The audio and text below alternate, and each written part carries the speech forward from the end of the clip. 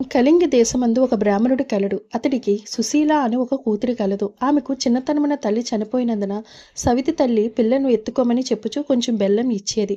ఆ సుశీల సవితి పిల్లలను ఆడించుచు ఇంటి వద్ద సవితి తల్లి మార్గశిర పూజ చేయుట చూసి ఆమె కూడా మట్టితో మహాలక్ష్మి చేసి జిల్లెడు పువ్వులతోని ఆకులతోని పూజ చేసి ఆడుకోమని ఇచ్చిన బెల్లం నైవేద్యం పెట్టుచూ ఆడుకునేది సుశీల.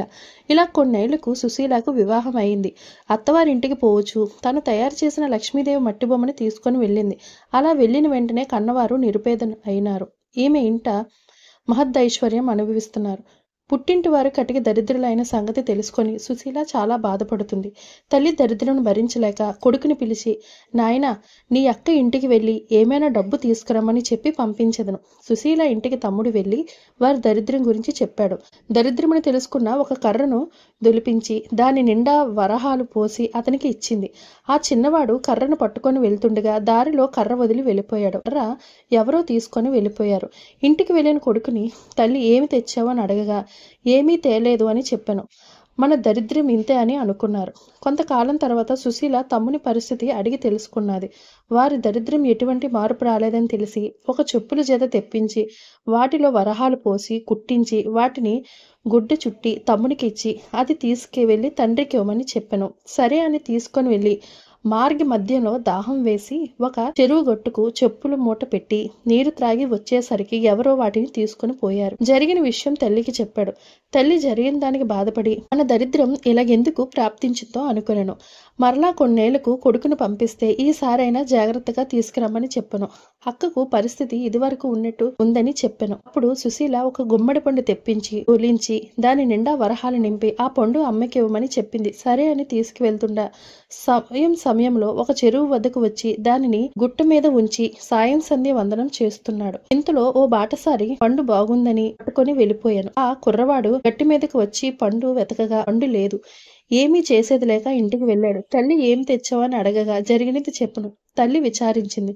కొన్నాళ్లకు తల్లి ఇంటి దగ్గర పిల్లలను ఉంచి కూతురు దగ్గరికి వెళ్ళాను. తల్లిని చూసి సుశీల వారి దరిద్రమును తెలుసుకొని చింతించి మార్గశిర లక్ష్వారం నోము నోచిన ఐశ్వర్యం వచ్చునని తెలుసుకున్నది. అమ్మ, ఈ రోజు మార్గశిర లక్ష్వారం, నోట్లో ఏమి వేసుకోకో, మనం వ్రతం చేసుకుందామని చెప్పను. ఆమె కూడా అలాగే, నేనేమైనా చిన్నదాననా, ఎందుకు తింటానని చెప్పి పిల్లలకు చల్లదన్నం పెట్టి నోట్లో ఒక ముద్ద వేసుకున్నది. కూతురు వచ్చి అమ్మ స్నానం చెయ్యు, మనం వ్రతం చేసుకుందాం అంది. అప్పుడు జరిగినది తల్లి చెప్పినది.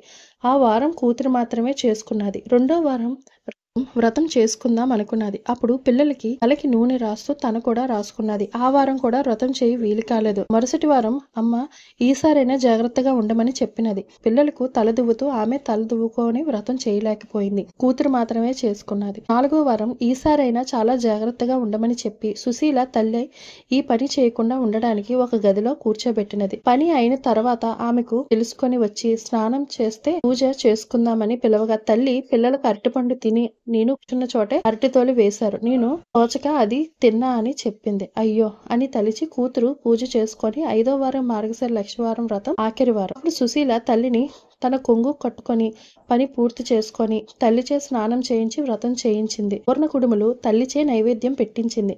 కానీ మహాలక్ష్మి దూరంగా వెళ్ళిపోయినది.